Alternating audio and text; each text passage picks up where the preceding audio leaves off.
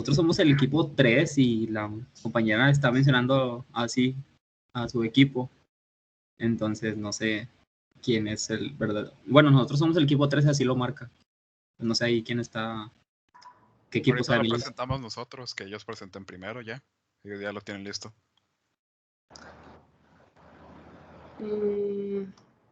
Sí, van a presentar porque ya lo tenían listo. Sí, pero que, o sea, que lo presenten ellos, pero para que lo chequen, ¿verdad? Para ver qué equipos son. Ok. Ya presentó el equipo 1, el 4. Andrea me aparece en el equipo 2.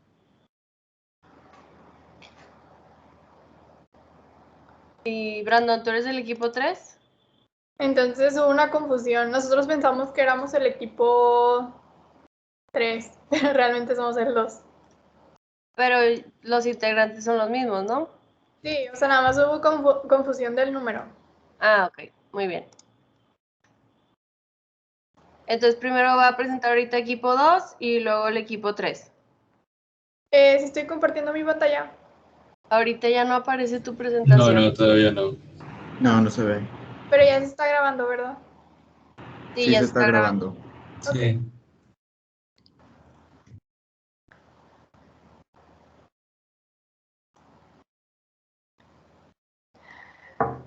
Ah, mi cámara. ¿Sí me veo? Sí, sí, se te ve. Sí. Okay, well, hello, my name is Andrea, and we are going to start with the team 2, talking about the space and satellite technologies in the UK. This is the topic, and here we have some, the table of contents that we are going to talk during the presentation. First, part of our team will introduce the topic, and then I will talk about the theoretical framework. After that, we are going to talk about UK program, then innovative space companies, contributions and why they are important, and finally, our individual conclusions. Okay, here are the names of the team. And let's start with the introduction. Thank you.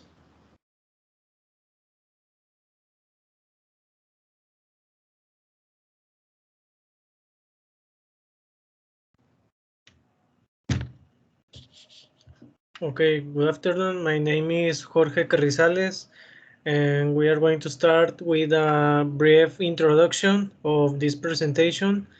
In this exposition, we are going to talk about the space and technological satellites, its description, origins, theoretical frameworks, UK programs, and also important facts of the technological contributions of the UK space companies and why they were so important for the humanity.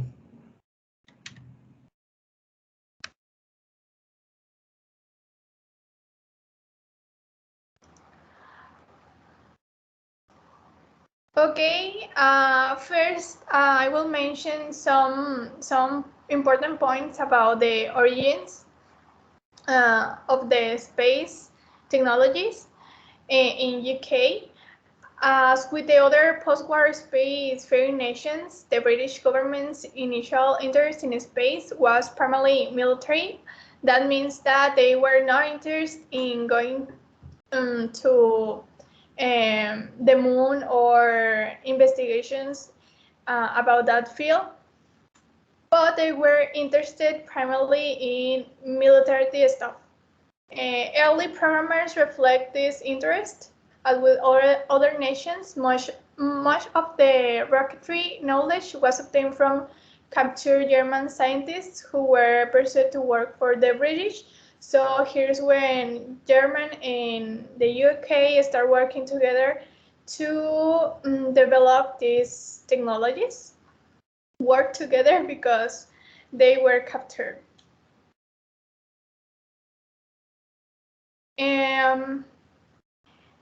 Okay, the British performed the earliest post-war test of captured B-2 rockets in Operation Backfire less than 6 months after the end of the war in Europe.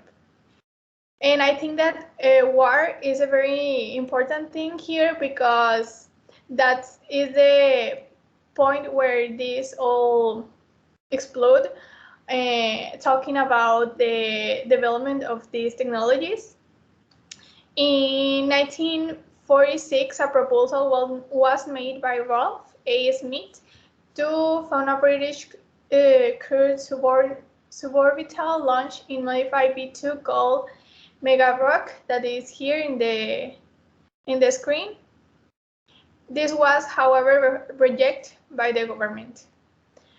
From 1957, British space astronomy used Skylark suborbital surrounding rockets launched from Woomera, Australia, which at first reached heights of 200 kilometers. And finally, the last important point is the development of air-to-surface missiles such as Blue Steel contribute to progress towards launches of large orbit capable rockets. Okay, I will talk about theoretical framework during or through the years from 1952 to the actual time. In 1952, the first official British space program began. In 1959, the first satellite program was started with the Ariel series of British satellites, both in the United States and the UK, and launched using American rockets. I think that most of us have heard about this, of the first satellite program, Ariel.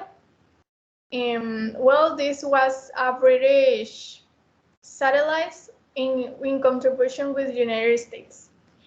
And in 1962, the first British satellite, Ariel 1, was launched. And here we can see the picture of the Ariel 1.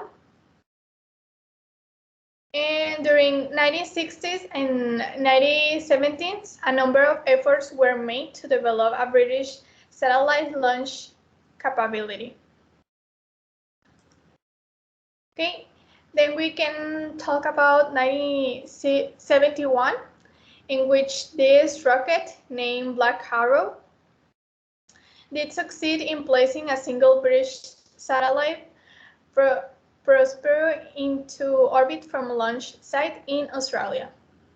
In 1985, the British National Space Centre was established to coordinate British government agencies and other interest bodies in the promotion of British participation in the international market of satellite launches, satellite constructions, and other space endeavors. So here in this year, the government was now involucrated in these things and the development of these things, participation in international market, to develop new technologies.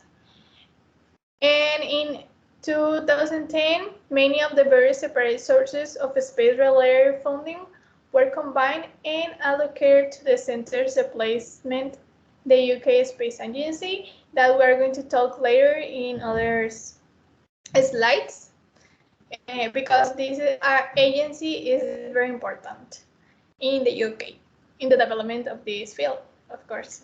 In 2011, the British government did not provide funding for the International Space Station until 2011.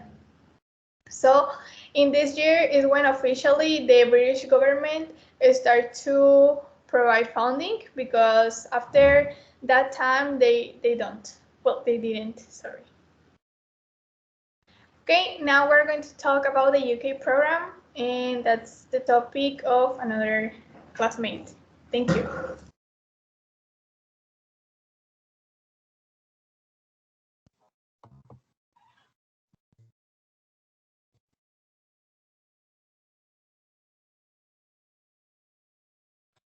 My name is Diego, and I will talk about the UX program.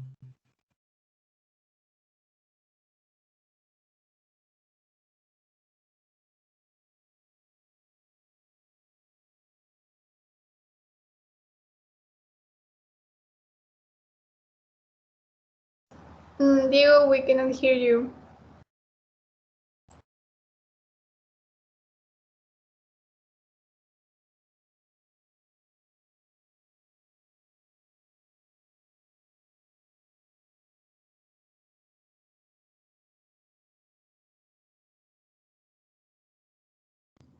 Dice que lo sacó, o sea, Teams lo sacó. No sé si quieras que yo dé su parte, o sea, nomás esta vez. No sé si quieren. Vamos a pasar su parte si ya no lo va a poder exponer. Listo. Ok.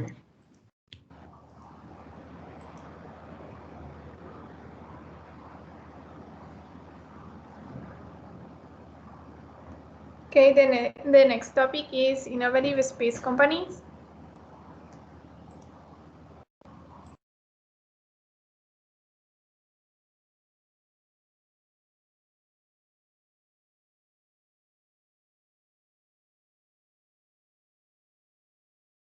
Moises. No, but topic 5, not 4. Okay, sorry. Whose topic Don't worry. 4?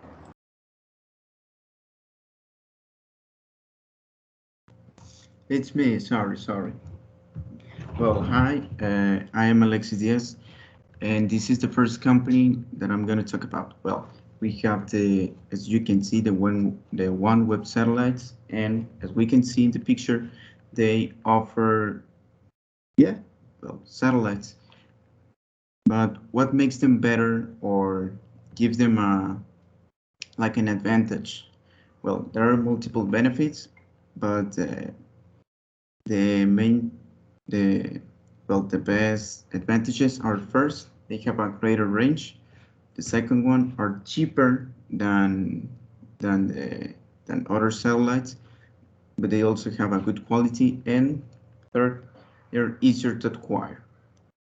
Well, the next slide, please.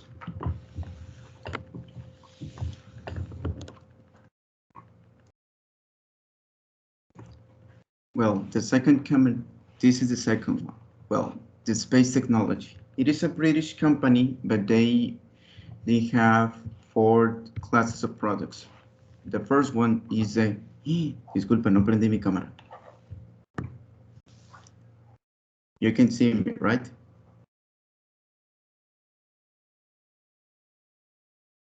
Okay, yes. Well, they have 4 classes of products. Well, the first one is the commercial aircraft. Well, it's very easy to understand. They offer planes that are bought by companies like, for example, Viva Aerobus, Interjet, American Airlines, and other more. Then the second class is choppers or helicopters. There are 4 types. The first one is the civil one, the second one military, third ACH. The ACH is like the civil one, but we can say like deluxe or with a better equipment and therefore a better performance. And the fourth one, that it's not very common, the pre-owned. Those are like limited edition. Well, the third class, we have military jets for aircraft combat and transport troops. Well, sorry. The military jets. Well, they offer just one type that is known as the Eurofighter, and is the world's most advanced new generation multi-role swing-role combat aircraft. What it means, it can be used to air defense, or it can be also used to support ground units. And they have other 3 transport troops. The first one is the A400M. It is just to deliver troops. The second one is the A330 MRT. In that plane, it's used to transport tanks and sometimes aircraft. I mean, small fighters. And then we have the third one. It's a C295. That is the one that you can see in the picture. And then the last one is for space. Well, what do they offer? Well, they offer satellites for telecom, for navigation, for space exploration, and also satellites for services in orbit. But they also have satellites for Earth observation. They also offer launchers, spacecraft equipment, and it's not very common, but also space data highway. It's like a web of telecom by many devices. And well, that's all from me. Thank you for your attention.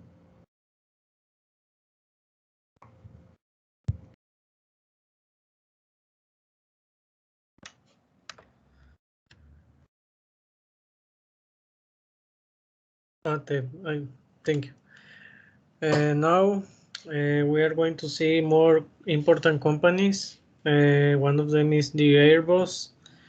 The Airbus is an international pioneer in the aerospace industry. They are a leader in designing, manufacturing, and delivering aerospace products, services, and solutions to customers on a global scale. Also, they aim for a better connected, safer, and more prosperous world. The next, please.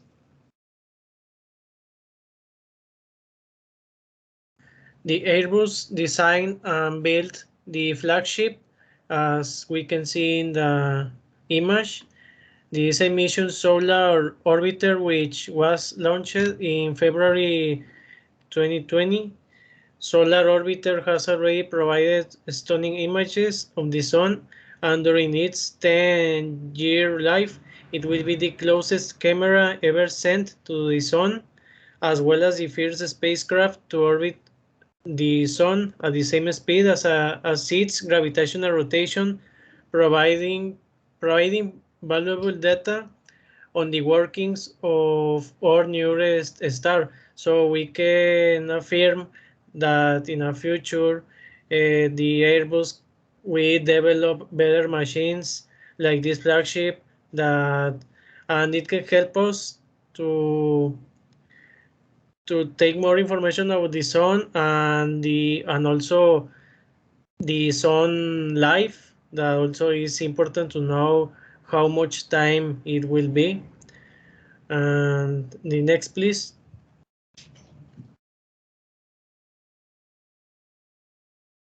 And that's it. That's all for my part.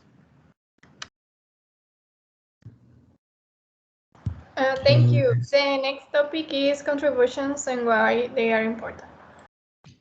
Hello guys, my name is Moises and I'm gonna talk about contributions and why they are important. Okay, so I'm gonna start off with the Royal Aircraft Establishment. The Royal Aircraft Establishment, or RAE, for short, was a British research establishment known by several different names during its history that eventually came under the aegis of the UK Ministry of Defence, MOD, before finally losing its identity in mergers with other institutions. In 1988, it was renamed the Royal Aerospace Establishment before merging with other research entities to become part of the new Defense Research Agency in 1991. And that's a picture of the establishment. And just to end it here, these are like some of the projects that they made there. Like for example, they invented carbon fiber, also 2 space satellites, Orva X2 and Prospero, that's actually it's in a museum, and that's a picture of the satellite. And we also have some rockets like Black Arrow, Black Prince, Black Knight, Jaguar, and Skylark. And that's it. Okay, the last point are the conclusions, and here are the conclusions of each member of the team.